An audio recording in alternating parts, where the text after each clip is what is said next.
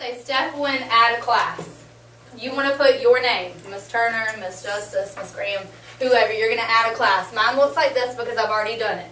So once you've added your class, mine just says Mrs. Pravat's class, and you hit submit, then it's going to look like that. Once you do that, then you're going to hit add a student, and we're just going to add one student, not all 20-something of yours.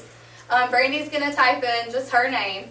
You can type in your name just to test it out. You can type in the first child on your roster, whichever you want to do. You type in their first and last name or your first and last name, and then when you hit the username, it will supply them with one. I know you're groaning, oh, another username, but you can just write it down somewhere and say, here's your Weebly username. We are going to just go through and find some things to put on it. If you hit edit, then I want you just to leave that tab up. If you will open another tab for me, we're going to have a couple tabs going because we're going and grabbing all the information that they talked about earlier to make sure that we have stuff to put on there. Okay, so if you'll open another tab and go to the school district's website, and on the district website, you'll want to hit parents and students, and all of your students, especially the older kids, should know exactly where to go when you say discus. I'm going to scroll all the way down to the bottom on that parents and students link. And then when you're ready, you can click on Discus. Hit Discus Kids. And it'll come up with a list of different resources that you can use. The ones that I really liked are the biography sections if you're going to research a person. The Britannica Elementary is good. And then also down here, the Kids Info Bits has really good stuff. We're going to go through and look for just a little bit of content. Also on your tables, you have content that I have printed straight out of your grade level textbook.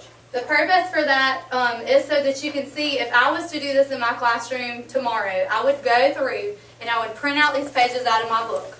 I would give them a highlighter and I would say, I want you and your partner or partners to go through and decide what's the most important thing that you think you want to do for your website. I want to click, and I have them open in a different, yes. I want you to click on the Britannica School Elementary. And up on our search bar, we're going to type in Jim Crow laws. Alright, as you can see, it automatically pulls up a couple of pictures that look like they might have something to, or a picture that looks like it might have something to do with it, a video, and then a Native American that might not have so much to do with Jim Crow. So you're going to have to tell your kids, you need to read, you need to make sure that you know what it is that you're looking for. If you click on the first one, the Jim Crow laws, I'm just going to kind of show you what it looks like. It shows a sign in Georgia. Now the kids can use this picture, and I'm going to show you how to do that in just a second. The interesting thing about this Britannica Elementary is that it has different reading levels. This one, of course, looks like the most basic. The text is a little bigger. It's shorter amounts of information. But if you see over here where it says reading level, you can click to the second reading level. So we're going to just pick out a sentence and put it into our website. Like I said, for today's sake, we're just going to do a sentence or two. We're going to look at this sentence right here. It says, from the late 1870s, Southern state legislators passed laws requiring the separation of whites from persons of color in public transportation in schools. So I would talk to my partner about that and say, well, how could we paraphrase that to change it a little bit into our own words? I would say Southern state legislators told the people that they could not be together pretty much anywhere. Because I'll tell you, that's how my fifth graders translate that in their head. Ms. Pravat, they couldn't be together ever? No, they drank out of separate water fountains. So it kind of blows their mind, but once they break it down into their own language, it helps them. I want you to go back to your Weebly site. Again, just keep all these tabs open. What's that there? Alright, and I have just some pages that I've put on there. Your page, what is y'all's page's name? First page. Just page 1? Page 1, yeah. Okay. Hit Add after you have named this one Reconstruction. Click Add. You want to click Standard Page.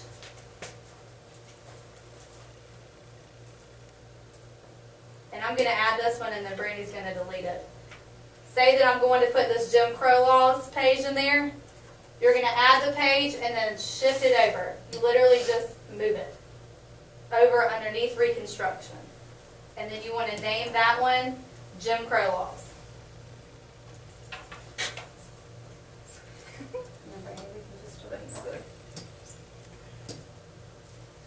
So yours should look like this: Reconstruction, and then your subpage should be shifted to the right just a little bit and should be Jim Crow Laws. I'm going to worry about my main Reconstruction page later. I'm going to go click on it and then click to the right on that Jim Crow Laws page. You just make double check and make sure. It must just already be on. All right, we're going to drag and drop that text box that Brandy told you about earlier. If you will kind of hover over to the left, this should shift out so you can see it. You're going to grab that text box and you're going to move it right down there.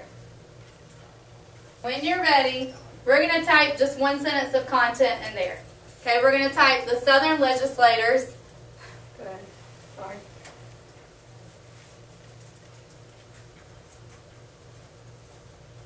And if I was a fifth grader, I would probably say, voted to keep the colored and the whites separated. I just wanted to show you how we go from the Discus page, looking at that information. You can go from the textbook page, looking at the information, and plug it right into this page. Okay? To the Discus page we were on, and you click on Images and Videos. We're going to use this, and of course at the very end we're going to cite all of this if we were to finish this page today. We're going to right-click on this picture and click Save Image As. Because this is exactly how those students built that World War II site, was by taking the images from things that they had researched. All right, if you'll click, it's on desktop already, if you'll just type in Jim Crow Laws. And of course, you can have a folder for them to save this into, but just for today's sake, we're just going to save it to the desktop. All right. Now, I have to go find it. All this stuff open. All right, and down here, we have the Jim Crow Laws picture. I'm going to leave it right there. I just wanted to make sure that it was there. Going back to your Weebly page, underneath this, I'm going to add that picture. I'm going to go back to my little editor over here, and I'm going to drag image. And I can, like Brandy said, you can drag it above it, below it, wherever you want, but we're going to put it down beneath it for right now. Click on that for me to upload. Alright, here's where I'm going to go find my picture. Upload a photo from your computer. We're going to go to the desktop and we're going to scroll down and look for the picture that we labeled Jim Crow Laws.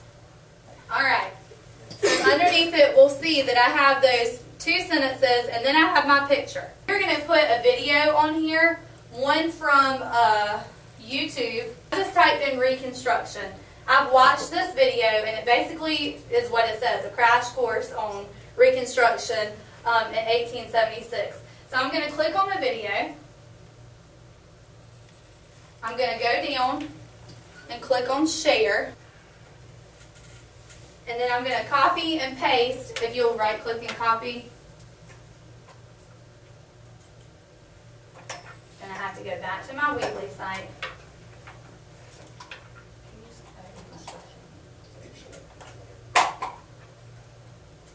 Straight to my Weebly site. And underneath it, I'm going to find the YouTube icon and drag it underneath.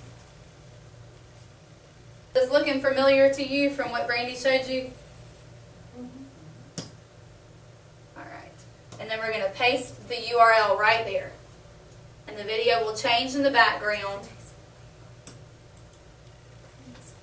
And just that easy, you've already embedded a YouTube video. There's ways to embed the video. If you go to, that's the one that I tried to embed earlier. I had technical difficulties with embedding the video, but if you wanted